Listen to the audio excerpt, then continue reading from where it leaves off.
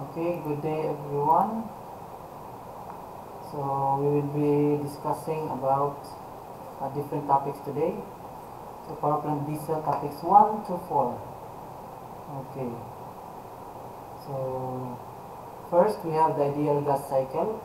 So what are the processes also involved in the internal combustion engine? So first we have here the ideal gas cycle by Carnot, Sadi Carnot.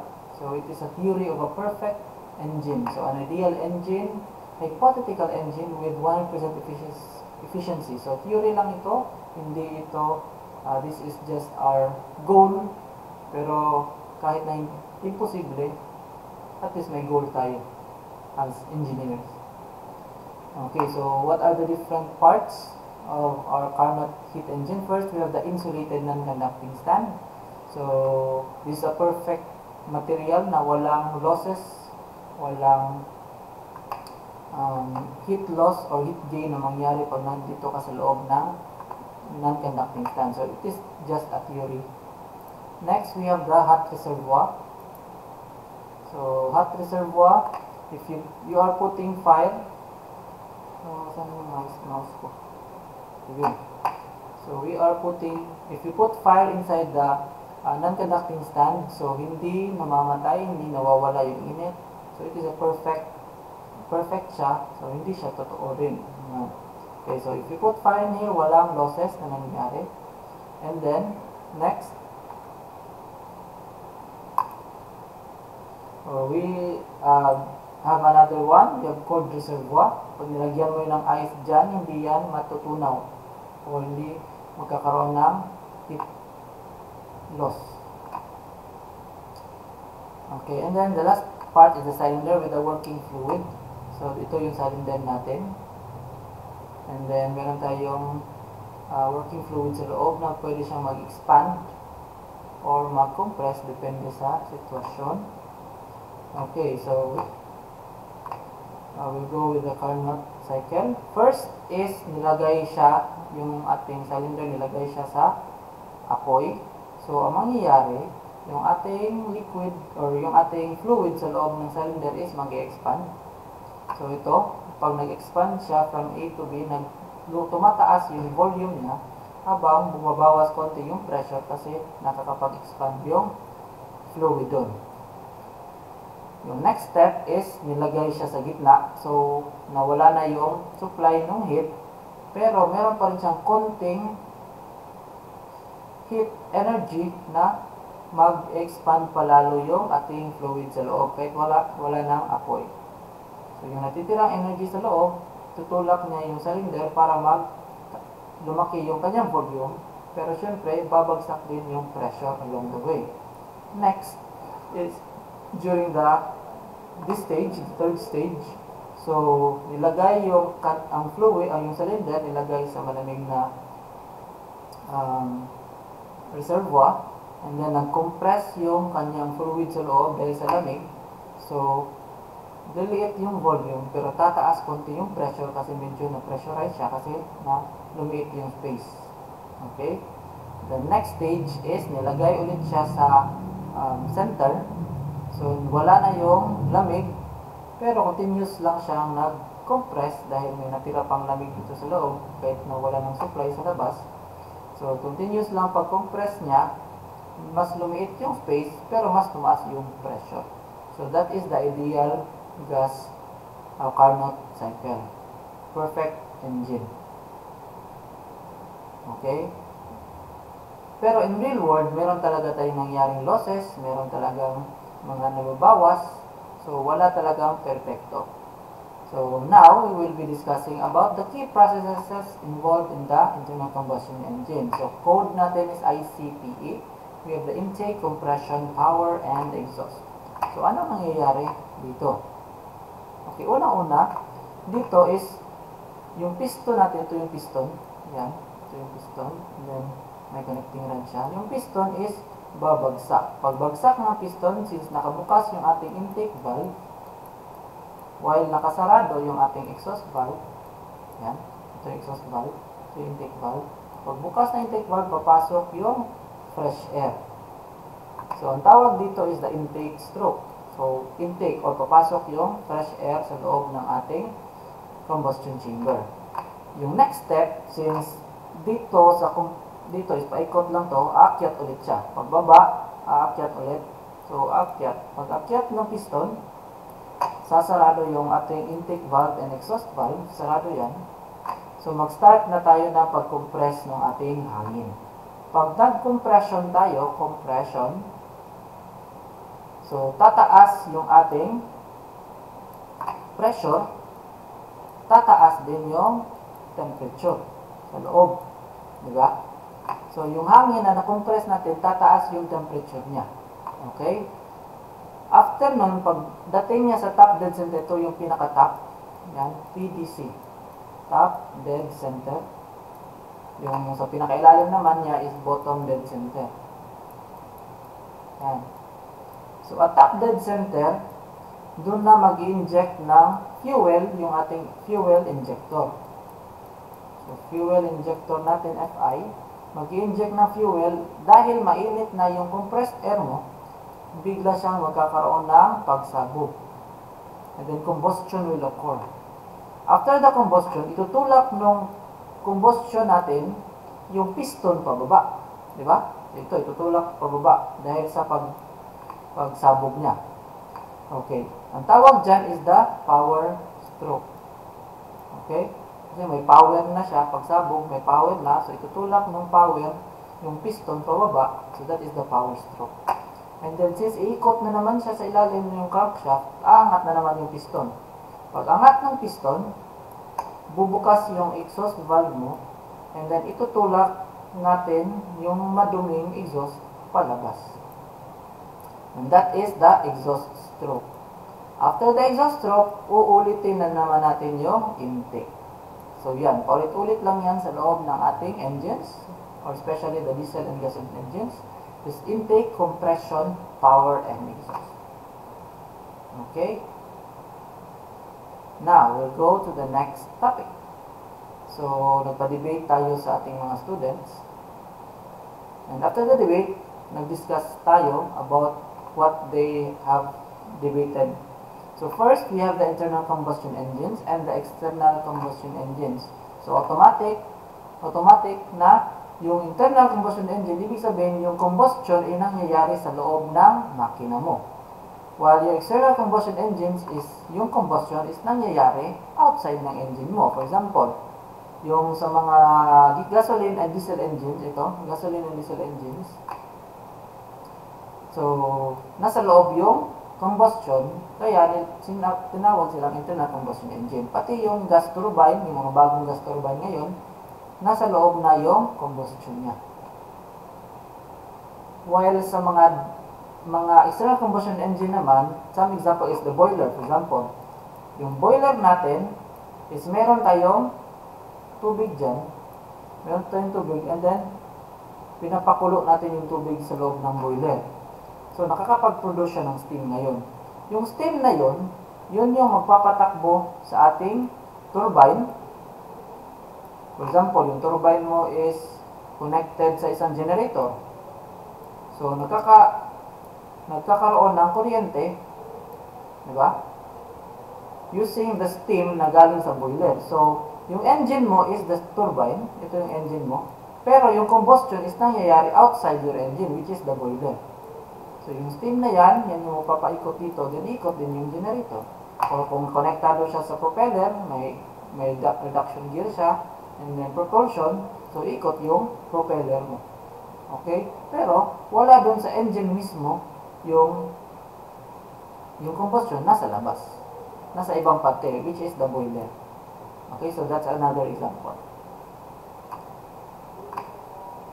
Yan. Definition. So, yun. So, yung difference lang ng ECA, so, usual natin talagang alam sa barko is, ginagamit nila yung ating internal combustion engine, which is the diesel engines usual ginagamit sa barko. So, needless to say, medyo ma-idea na tayo dyan. Okay, let's go with the external combustion engine. So, sa mga lumang mga barko, like Titanic, syempre, meron silang boiler doon. Tapos, yung pinapakain nila is coal. para makapag-create ng yung boiler, makakapag-create ng steam, tapos yun yung papatakbo sa kanyang steam turbine. And then since yung steam turbine may gear lang dyan, then connected na yung propeller, so mapapatakbo mo na yung barko mo sa luma. Pero yung sa mga makabagong barko ngayon is ginagamit usual itong setup na ito sa mga LNG tanker. For example, yung barko mo is LNG tanker. So ano ba yung LNG? LNG is liquefied natural gas. Okay? So yung LNG na yan, yung liquefied natural gas na yan yung cargo natin kargada sa barko. Pero meron talagang sumisingaw dyan. So, imbes na yung sumisingaw is matapon yan o masayang yan. So, yung ginagawa ng mga barko ngayon is, lang mga LNG ships ngayon, is yung singaw galing sa LNG is yun yung ginagamit nila as fuel for the boiler. So, umaapoy yan gamit yung LNG na mga fumes or yung mga singaw niya.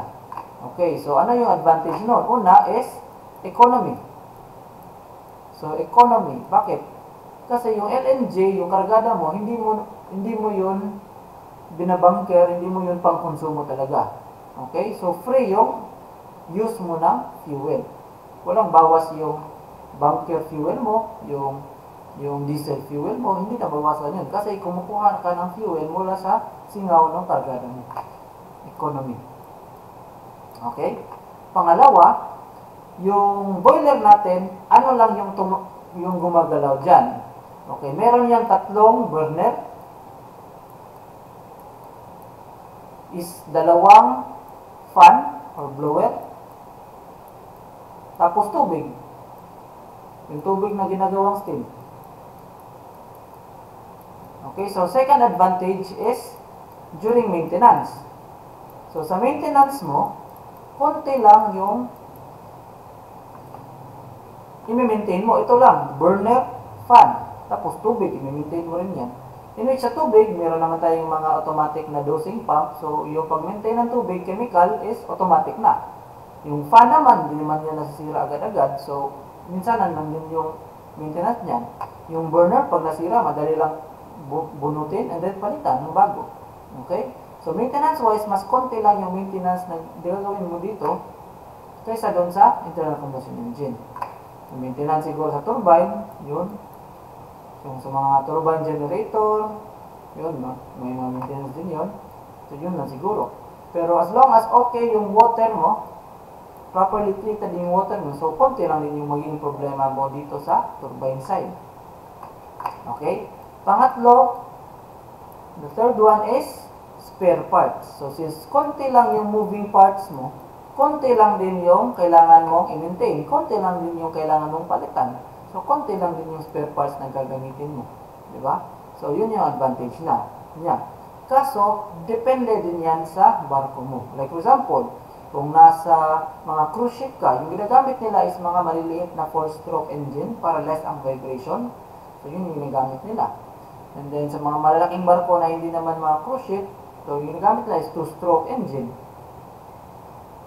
Tapos wala naman silang LNG na cargo. So wala din silang pagkukunan ng mga LNG. So pwede silang gumamit ng mga diesel engines.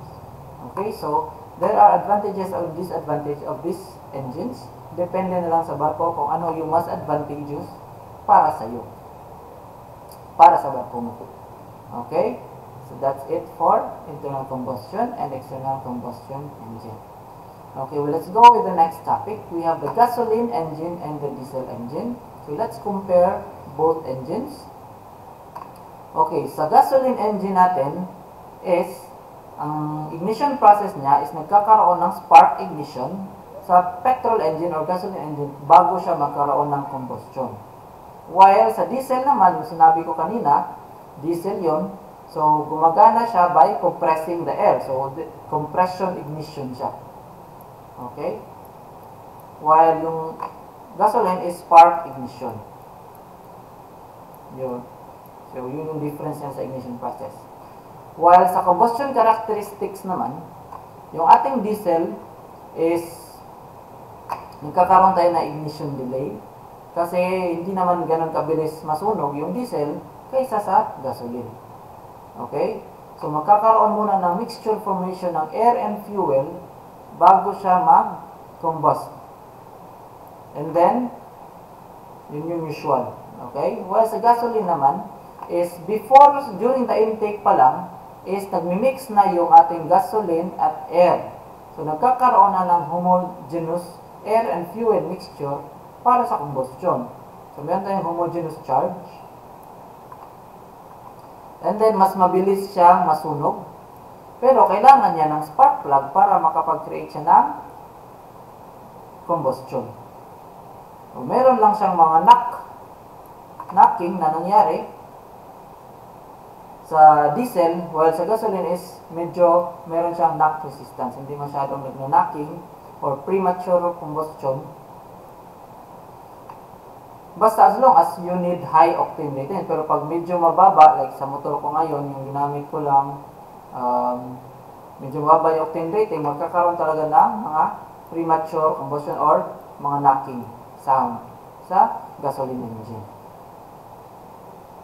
Okay, compare naman natin yung compression ratio. So, ano ba yung compression ratio? Compression ratio is ito yung total volume mo, naka-top, bottom, dead center yung piston mo, divided by doon sa naka-top dead center yung piston mo, yung space dito natira, ito yung clearance volume mo, VC. So, total volume divided by clearance volume, ito yung compression ratio mo. Ibig sabihin na pag mas malayo yung piston mo, mas mataas yung total volume mo, so mas mataas din yung compression ratio mo. Ano ibig sabihin nun? Pag mas mataas yung compression ratio mo, ibig sabihin mas mataas yung stroke mo dito from yung space mo dito. Pag mas malaki yung space mo, mas maraming hangin yung makukompress mo. So, mas marami yung hangin makukompress mo, mas mataas yung pressure na pro-produce mo pag atop the center. Ibig sabihin nun, pag inject mo ng fuel, sasabog siya, mas taas din yung pressure, mataas din yung power na nakikreate niya. So, mas malakas yung engine niya. Okay, so let's compare the compression ratio of the gasoline and diesel. So, diesel natin, compression ratio is around 16 pataas, while yung gasoline engine naman is 16 below. So, mas mataas yung compression ratio ng diesel engine, mas powerful siya, and masasabi din natin na yung efficiency niya is mas mataas din. Okay? So, yun. While sa operating cycle, almost the same na naman yung intake, compression, power, exhaust nila.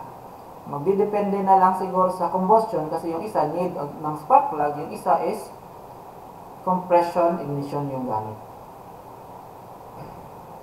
While sa kanilang cycle, Otto cycle is for the gasoline, invented by Nicholas Otto, while diesel cycle was invented by Rudolf Diesel, if I'm not mistaken, Rudolf Diesel for diesel cycle.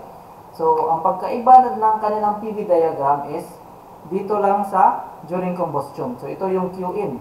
So, meron tayong heat dyan, meron tayong combustion na nangyayari.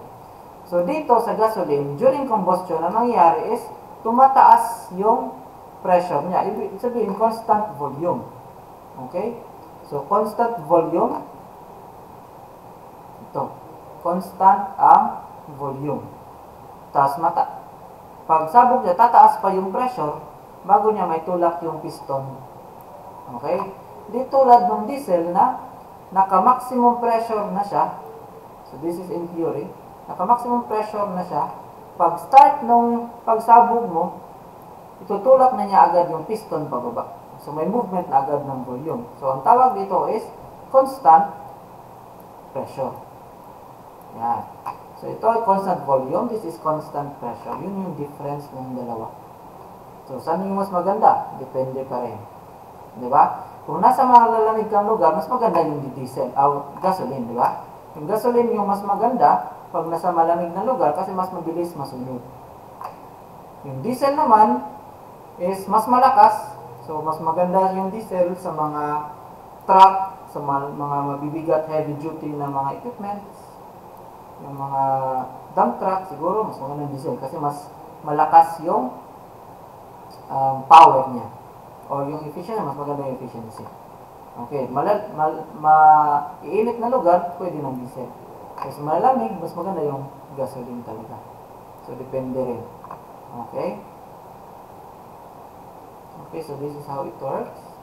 So, intake, compression, power, and exhaust. Yan. So, yun yung diesel cycle. While for the gasoline, auto cycle, intake, then compression, during power, aangat yung pressure, and then power, and then exhaust. And intake ulit. Okay, that's it. Okay, last topic natin is, let's differentiate the different classifications of the marine diesel engine. So, marine, or yung nagamit natin sa barko. Okay, first, let's go with the 4-stroke engine versus 2-stroke engine. So, kung makikita natin, may intake valve, exhaust valve, may mga camshaft pa dyan sa taas para ma-activate mo yung intake and exhaust valve mo sa 4-stroke. Ito yung 4-stroke natin. While sa 2-stroke naman, meron lang tayong exhaust valve sa taas and then hydraulically activated pa siya. Okay? So yan, hydraulically activated. So mas magaan yung ating 2-stroke engine kaysa sa 4-stroke engine at similar power output. Okay? So parts-wise, mas konti lang yung parts ng ating 2-stroke.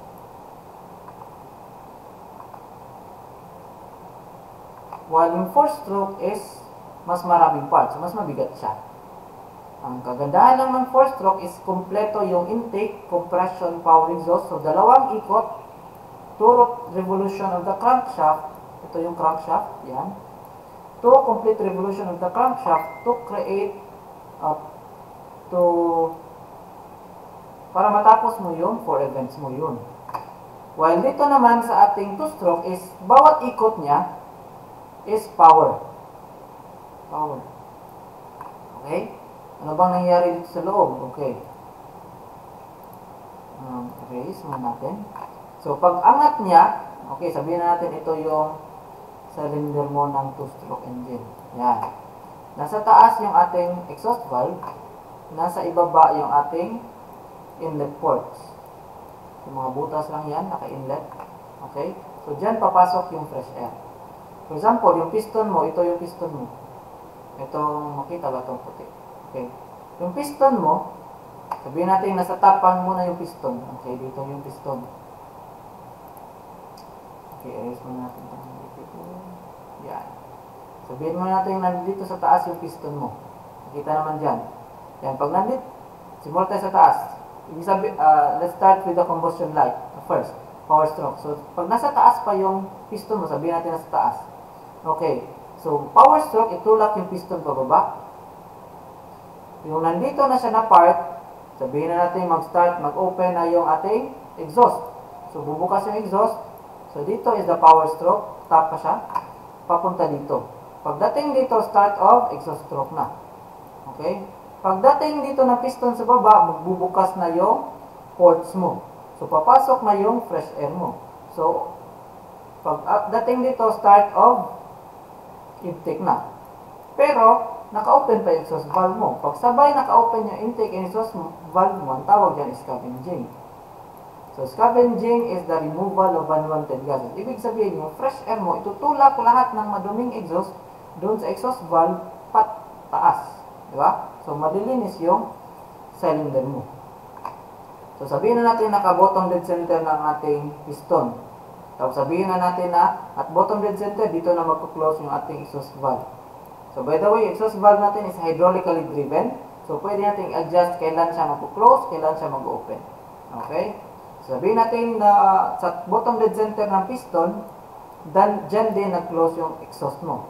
So, yan, puro intake na lang yan. Or pasok na yung hangin. Pag angat ng ating piston, nandito na siya banda, magkuklose na yung mga port mo kasi natatakpan na ng piston. So, dyan na magsisimula yung compression mo. So, paakyat. Compress siya. After ng compression, top dead center, mag-inject na ang fuel injector ng fuel. Nasa gilid yung injector kasi nasa gitna yung exhaust valve mo. Spray siya dyan ng fuel. And then, magkakaroon ng combustion, and then simula na naman ng power stroke. Power, dyan. Pagdating dyan, exhaust, and then intake. So, scavenging na yan. And then akyat naman. So, paulit-ulit na lang din. So, that's how two-stroke engines work. Okay. So, four-stroke engine, it takes 2 complete revolutions of the crankshaft to complete the 4 series of events. While for two-stroke engine, it takes 1 complete revolution of the crankshaft to complete the 4 series of events. Okay. So, as to method of charging, sa two-stroke, meron siyang stroke na meron tayong intake and compression. And then sa sunod na stroke naman, meron tayong power and exhaust. Minsan, nagsabay yung exhaust and intake dyan. Well, sa four-stroke, in every stroke, meron talaga siyang dedicated na event. Intake stroke, compression stroke, power stroke, and exhaust stroke. Next. Classification of diesel engines according to ignition. So, lahat ng diesel engine is compression ignition. According to general design, so all diesel engines are single-acting. Classification according to piston arrangement. So, we have inline, V-type, radial, opposed piston, and horizontal. So, let's see how this... Actually, mas marami talagang piston arrangement, pero focus lang tayo dito sa 5. Pero we will also give some examples ng mga other na mga piston arrangement along the way. Okay, first, we have here the radial piston, o radial diesel engine. Yan. So, may mga piston dyan, paikot sila dyan. We have here an inline diesel engine. Nakalinya siya. Straight line. We have the V-type. So, para siyang letter V. We have the horizontal type. So, yung iba, sinasabi ito, may ibang term din dyan. Ito naman is the opposed piston. So, para silang nagbaboxing. So, kaya minsan, tinatawag din siya na boxer type engine. So, para silang susuntukan dalawa. So, boxer type engine or opposed piston diesel engine. And then, ito naman yung radial type na diesel engine. Radial diesel engine. So, ito yung ginagamit ng mga aeroplano ng World War I siguro. Pero ngayon, yung ginagamit ng aeroplano is gas turbine na. Okay? Other types of diesel engine, we have the flat. Ito yung horizontal kanina. We have W, parang dalawang V kasi yan. Dalawang V. Kaya parang W na siya. We have X. We have U, parang dalawang inline. Nagiging U na siya. And then delta. So, pa-triangle siya. And then we have K. So, depende. Okay, pero sa exam natin, we will focus only on these 5 types of diesel engine according to its piston arrangement. Okay, next, we have classification according to the method of supplying air. So, tatlo yan. Una, naturally aspirated diesel engine. Ito yung mga engine, like yung mga motor natin, di ba? Pag tumatakbo na yung makina mo, kusa lang pumapasok yung hangin sa loob ng combustion chamber mo. So, naturally aspirated lang siya. So, mga malaking mga makina naman, meron tayong turbocharged diesel engine. So, mga sasakyan na ngayon, meron turbocharged. So, itong turbocharger pala is, for example, yung makina mo is ito yung makina mo. Meron tayong intake and then exhaust. So, ito yung intake, ito yung exhaust mo. So, yung exhaust natin, di ba, mga usok na yun? So, yung exhaust na yun, siya yung magpapaikot sa turbine side ng ating turbocharger. So, yung exhaust, itutulak yan, ipapaikutin yan, and then, aangat doon sa funnel yung ating exhaust. Di ba? So, yung ating turbine is umiikot na. And then, yung ginawa nila, gumawa sila ng shaft na connected sa kanyang turbine. And then, yung shaft na yun is connected sa compressor. So, pag umikot yung turbine mo, ikot din yung compressor kasi isang shaft lang sila, di ba? So, pag ikot ng compressor, yung fresh air mula sa engine room, papasok dyan sa compressor mo. And then, ipapasok mo doon sa intake mo. Okay? So, yung nangyayari, mas maraming hangin yung nakakapasok sa intake natin. So, mas maraming hangin yung i-compress natin. Mas mataas yung pressure niya during compression.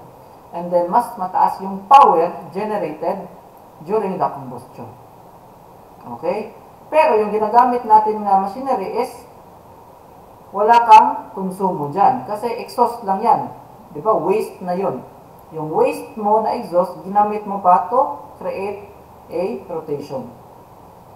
So, para makapag-create ng Ito yung air. Ito yung exhaust. Yan.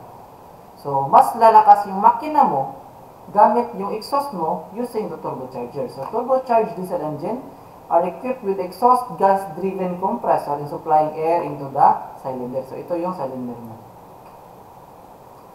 Okay? Meron din tayong tinatawag. Okay. Kaso, ang disadvantage ng ating turbocharger is kung hindi pa tumatakbo yung ating engine, wala pa siyang exhaust, di ba? So, kung walang exhaust, hindi rin tumatakbo yung ating turbocharger. Tama? So, yung ginawa ng mga engineers natin is gumawa sila ng additional blower. Dalawa yan. Dalawang blower na electrically driven. So, di motor yan. Okay? So, yung pangalan nila is auxiliary blower. Okay? So, yung auxiliary blower na yan is siya yung automatic na tatakbo pag walang hangin or mahina pa yung hangin sa ating turbocharger. So, siya yung taga-alalay dyan. Automatic yan, tumatakbo. Tapos, pag malakas na yung hangin na galing sa turbocharger, kasi mabilis na tumakbo yung makina, malakas na yung exhaust mo, malakas na rin yung turbocharger mo, automatic din siyang namamatay. Okay? So, yung auxiliary blower is a machinery or blower na so, siya yung tumutulong sa ating turbocharger. So, pag wala or mahina yung turbocharger, automatic siyang tatakbo. Pag malakas na yung turbocharger, automatic siya magsa-stop. Okay? Tapos, pag nag-slow down bigla yung makina mo, hihina din yung turbocharger, automatic din yan, tatakbo yung auxiliary blower mo. Okay? So, parang meron kang support. May suporta yung ating turbocharger in case na pumalya siya. Okay, the third one is the supercharged diesel engine. Ito yung supercharged diesel engine. So, parang, dalawang, parang screw type na compressor. Okay? So, this is electrically driven, motor driven. So, para siyang ginawang booster. So, diesel engine which are equipped with mechanically driven compressor in supplying air into the cylinder. So, motor driven siya. Pwede rin siyang nakakouple sa makina mo. Pag tumakbo yung makina mo, tatakbo din yan. Pwede rin. Diba? Naka-gear lang siya. Pwede rin. Pero usual ginagamitan dito is motor driven. So, para siyang booster. May turbocharger ka na, may booster ka pa. So, mas lalong lalakas yung makina mo. Okay? Kaya tinatawag siyang supercharged. So, ang tawag naman sa hangin na sinacharge natin, tawag dyan is charge air. Yan. Charge air din tawag sa hangin. So, hindi siya compressed air. Charge air lang siya. Mas baba yung pressure niya kaysa sa compressed air talaga. Okay. Classification according to method of supplying air. So, babalikan natin yung scavenging or flushing tawag nila sa Dutch. Yung iba tinatawag na flushing. It is the removal of unwanted gases. So, nililinis mo yung combustion chamber mo ng mga unwanted gases mo. So, para siyang nagpa-flushing doon. So, that is scavenging and flushing. So, what are the three types of scavenging in two-stroke engine? We have the cross-flow, loop scavenging, and the uniflow scavenging. So, yung ginagamit na natin ngayon is the uniflow. Kasi, yung disadvantage ng mga cross-flow and loop scavenging is hindi talaga nalilinis yung ating combustion chamber. Nagkakaroon ng carbon dyan. Bakit? Kasi nasa baba pa yung exhaust niya. So, may tendency, yung part dito is hindi masyadong nalilinis. Di ba? So, nagkakaroon ng carbon dyan hanggang sa magiging barado na dyan. O, magkakaproblema ng makina dito rin. So, usually, ginagamit natin uniflow na kasi mas maganda siya, mas mapapalinis mo talaga yung loob ng combustion chamber mo. Tutulak ng malamig na hangin, yung mainit na exhaust mo, palabas. Okay, classification according to speed. Meron tayong low speed diesel engine, maximum 240 RPM. Medium speed diesel engine, from 240 to 960 RPM. And then high speed diesel engine, 960 RPM and more. So, usually sa mga low speed diesel engine, ito yung mga 2-stroke engine. And then medium and high speed engine, ito yung mga 4-stroke diesel engines or engines. Okay, classification according to size. We have the small, less than 188 kilowatts. Medium, 188 to 750 kilowatts. And large, engines, diesel engines which is 750 kilowatts and above. Be careful kasi yung parang yung requirement ng cadetship program natin is kailangan yung sasampahan ng barko is 750 kilowatts pataas. So check mo muna yung kilowatt or ng engine mo bago ka mag-cadete dyan. Para 750 ata yung sa check nyo na lang sa TRB mo. Okay, classification according to drive. We have indirect or crosshead type and the direct or trunk type. Okay, so bakit tinawag siya na direct? Okay, una is meron tayong piston. From the piston, meron lang siyang connecting rod. Then, konektado na agad siya sa crankshaft niya. Okay, so connecting rod, direct na agad siya sa iyong crankshaft. So, tinatawag siya na direct or trunk type. While sa indirect naman, from the piston, dadaan ka muna ng piston rod, and then meron tayong crosshead dyan, bago ka makakonect sa connecting rod at sa papuntang crankshaft. So, tawag sa kanya is indirect kasi dadaan pa siya ng piston rod, and or crosshead type kasi dadaan pa siya ng crosshead bago ka makakonekta sa connecting rod to crankshaft. Okay? Okay, let's go next. We have the classification according to design. So, meron na, yung dati, meron tayong mechanically controlled engine. So, mga bago ngayon, medyo electronic na tayo. So, electronically controlled engines na. And then, yung mga mas bago is the dual fuel na. Okay, so let's compare. First, paano natin malaman kung ano yung makina natin? So, meron tayong yung model niya ng makina. Isa sample model. Meron dito sample model. Okay. So, meron ibig sabihin yung mga numbers and letra dyan sa model mo. Okay? So, first, we have the 6. Ito, ibig sabihin ito, 6 ang cylinder ng makina mo. 6-cylinder engine. Yung letra dito, ibig sabihin yan, depende sa stroke ng makina mo. Kung G nakalagay dyan, ultra long stroke yan. Kung S naman is super long stroke. So, L naman is long stroke and then K is short stroke. So, depende sa letra dyan kung anong klaseng stroke yung makina mo. So, mas mataas yung stroke, syempre, mas mataas din yung kanyang compression ratio, di ba? So, ultra long stroke, ang pinakamataas na talaga yung compression ratio niyan. Usually sa mga 2-stroke engine. Next number is 50. Kung 50 nakalagay dyan, that is diameter ng piston mo in centimeter. So, kung nakalagay yan 60, 70, 80, so mas malaki yung diameter ng piston mo. So, malaki yung makina mo. So, ito 50 cm or half meter yung laki ng bawat piston mo. Next, we have the M, which is the engine program series mo. We have E, concept niya kung E is electronic or C kung camshaft control or yung mechanically controlled siya. So, camshaft control. So, E is electronic yan, or kung C nakalagay dyan, then that is camshaft control. Next, we have the B or C. B is for exhaust valve control, and C is for compact engine. So, depende. 9 dito is ang version ng makina mo. So, version 9 daw siya, sabi dyan.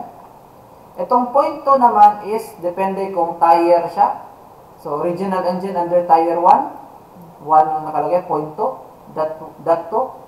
Pag that 1 pala, pag that 2 naman is fuel optimized engine under tire 2 na.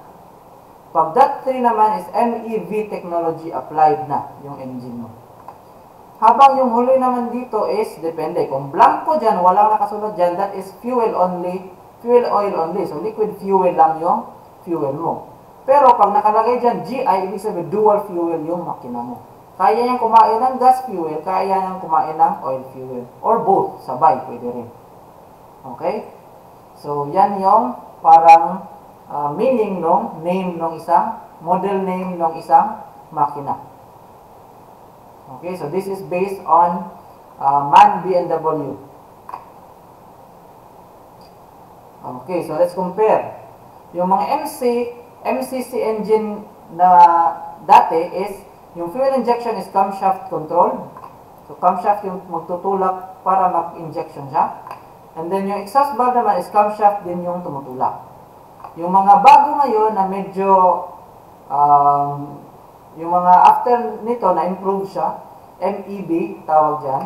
So, yung fuel injection is electrically controlled na. Pero yung exhaust valve niya is camshaft controlled pa rin. May mas bago pa ngayon, ME or MEC. Both electronically controlled na yung ating fuel injection exhaust valve. Ibig sabihin, so mas less na lang ang kanyang mechanical parts, so mas magaan yung barko, and then mas variable siya, mas madali siyang i-adjust. Kasi electronic na siya. Okay? So, yan. So, ito naman yung dual fuel. According to design, dual fuel. Ano yung ibig sabihin dual fuel? So, pag during intake, papasok yung fresh air dyan. Di ba? And then, before siya mag-top dead center, magbibigay na ng gas fuel. So, magkakaroon na ng premix yung air and gas fuel mo. So, parang gasoline na siya. Di ba? Nag-premix. After that, pag malapit na mag-top dead center, magbubuga na yan. And then, after top dead center, sasabog na yan. So, yung ginawa nila is 70% yung gas, 30% na lang yung liquid fuel. So, mas nabawasan mo yung emission mo by 70%. Kasi usual na may emission talaga is yung mga liquid fuel. Yun yung malakas yung emission. Yung mga gas fuel is almost zero emission na. Okay? So, ginawa nila yung dual fuel para makapasa tayo sa air pollution na Annex 6. So, meron tayong goal at 2050 na around zero emission at 2050. So, nag-a-adjust na yung mga makina. So, yung ginagawa nila, yung liquid fuels, ginagamit na lang nila for spark ignition, for combustion na lang. So, parang ginamit siya as spark plug kung sa gasoline pa yan. So, yung gas mo is minimix agad sa air. And then, after that, pag malapit sa top dead center, mag-inject na ng fuel. And then, after top dead center, sasabog siya. And then, magkakaroon ng power stroke. Okay? So, yan yung sa MAN. Ito naman yung sa Sulzer. So, during the intake stroke, magbibigay na agad siya ng gas fuel. So, nag-mix na agad yung gas fuel mo at yung air mo. And then, at top dead center, doon mag-i-inject yung ating liquid fuel. Mag-i-inject siya ngayon ng konti, 30% lang, para lang sumabog siya. So, parang siya lang nag-create ng spark